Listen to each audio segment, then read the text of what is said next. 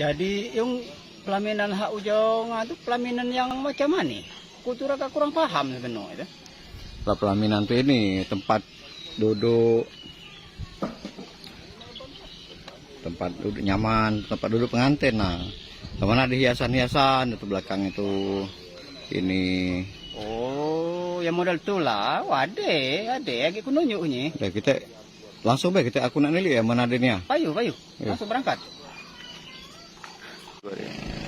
Arif jauh nih nggak ngajak sih kak?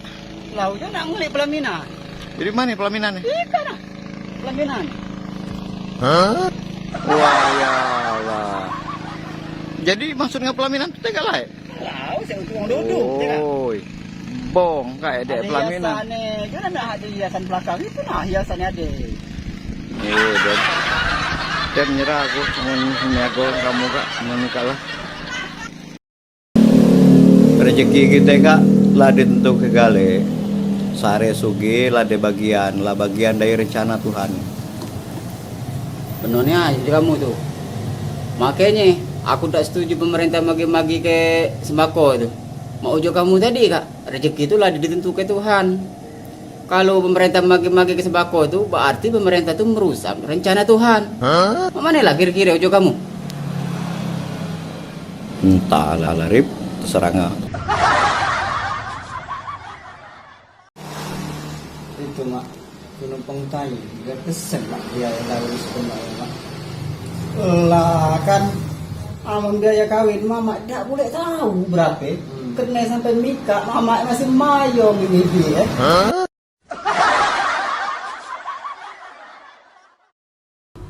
Ini ruangannya ya ini lukisan mahal ini lukisan ini lah. Pik, ya Pak. Sini nih. Ya. Kenapa ini? Ini ikan kok tulisannya ikan hitam ini? Ini kan ikan tapa ini. Kenapa tulisan ikan hitam? Kamu yang nempel sini ya? Ya Pak. Aduh, ini diketawain orang kita. Kok ikan tapa tulisannya ikan hitam? Orang juga gak tahu kan? Iyalah Pak. Tidak terperhati gitu. Udah oke. Lain kali kalau ini yang benar ya. Iya Pak, siap.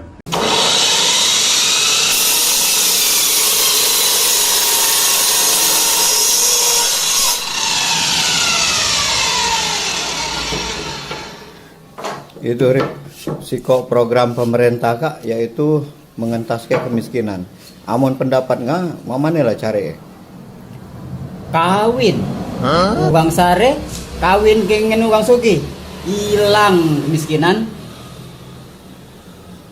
Nah masalah Papua sibuk nak merdeka kak cari programnya, amun jenga mana lah cari? Kawin amon uang tubuh lah banyak kawin dengan uang Papua tak kena lagi dia merdeka, dia lah banyak bedulur. Mama nih yang menuju kamu Entahlah Rip. 4 orang teman berperahu bersama.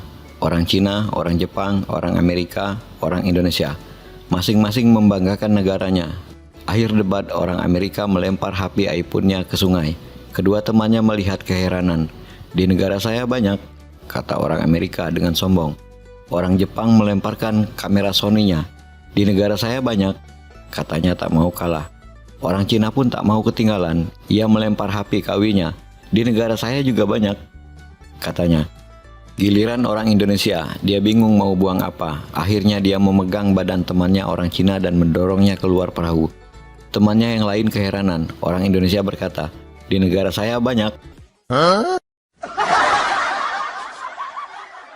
Ketika sekolah di Sanawiyah dan masih duduk di kelas 1, ada sebuah kisah lucu yang hanya kami yang tahu. Saya duduk di kelas 1B yang berjumlah 42 siswa kalau tidak salah. Karena muridnya banyak, kami ada yang sebangku orang 3. Kebetulan kedua teman sebangku saya termasuk anak yang kocak. Selalu ada saja yang kami candakan. Waktu pelajaran bahasa Inggris dengan materi present continuous tense, kami diajari oleh seorang ibu guru cantik. Ibu Anita namanya. Seperti biasa saya jarang memperhatikan pelajaran. Saya sering menggambar, apa saja saya gambar. Kebetulan waktu itu saya menggambar ibu guru tersebut. Ibu guru yang berdiri tegap dengan kedua tangan berkecak pinggang, dengan pandangan mata yang mendelik seolah-olah sedang marah. Di bawah gambar itu saya beri tulisan, "Anak-anak, aku sedang memandang kalian." Gambar itu pun saya tunjukkan ke kedua teman sebangku. Keduanya tertawa, sontak semua mata memandang kami. Kami pun terdiam menahan tawa sambil memandang gambar yang saya buat. Perlahan-lahan kami melihat ke arah Ibu Anita. Ternyata dia memang sedang memandang kami dengan mata mendelik. Dahulu kala kerajaan Jawa sangatlah kuat. Rajanya ingin menginvasi Pulau Sumatera untuk meluaskan wilayah kerajaannya. Kabar ini tersiar cepat dan diketahui oleh Raja Sumatera. Raja Sumatera pun mengumpulkan para menteri untuk berunding. Bagaimana kita bisa lepas dari invasi Raja Jawa? Kita tak mungkin berperang karena pasti kalah, kata Raja Sumatera. Satu menteri memberi saran, "Begini saja tuanku, siapkan 10 laki-laki dewasa, cukur semua bulu di badannya, suruh mereka bermain kelereng di bawah rumah panggung dengan telanjang bulat di tepi laut, hingga pasukan negeri seberang melihat mereka." Karena tak ada cara lain, Raja pun setuju. Tibalah pasukan dari kerajaan Jawa. Dari jauh mereka melihat anak-anak bermain kelereng di bawah rumah panggung. Dengan ketakutan, satu dari mereka berkata, "Waduh, anaknya saja sebesar kita, bagaimana bapaknya?" Dan pasukan itu pun pulang ke Jawa dengan ketakutan.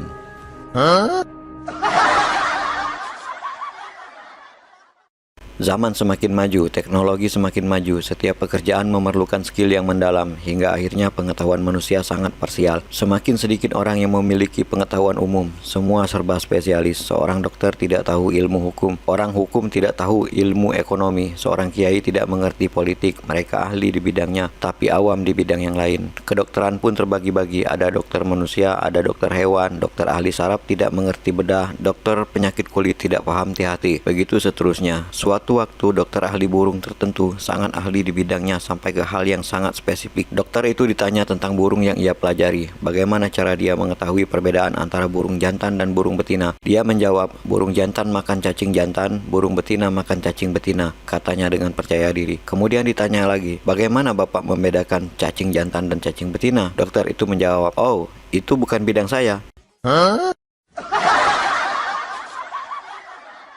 Suatu hari ada ulangan mapel Quran hadis, ada 10 soal, semua soal sudah dijawab kecuali nomor 10 karena soalnya menyuruh menuliskan sebuah hadis. Saya tahu hadisnya tapi tidak hafal karena hadisnya cukup panjang. Saya meminta teman sebangku saya untuk nyontek, dia pun nyontek dan aku pun nyontek ke dia. Setelah selesai nyontek, aku pun segera menghafal hadis tersebut karena saya sudah curiga jangan-jangan ini soal jebakan. Tibalah waktu pengumpulan hasil, seisi kelas tak ada yang bisa mengisi nomor 10.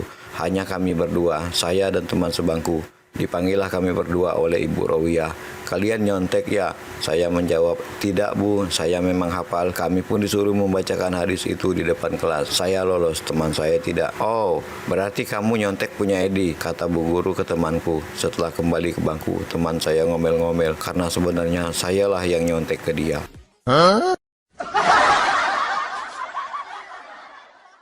Seorang profesor mengadakan penelitian tentang kehidupan laba-laba. Akhirnya dia mendapatkan kesimpulan tentang kehidupan laba-laba. Diundanglah teman-temannya para profesor lain. Setelah mereka berkumpul di depan sebuah meja, sang profesor meletakkan seekor laba-laba dan berkata, "Hai laba-laba, maju 3 langkah." Laba-laba pun maju 3 langkah.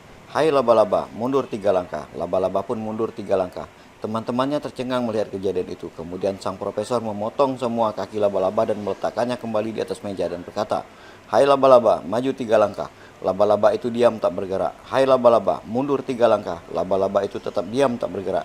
Sang profesor memandang teman-temannya profesor yang lain dan berkata, "Nah, dari kejadian itu akhirnya saya mengambil kesimpulan. Laba-laba apabila dipotong kakinya maka dia tidak bisa mendengar."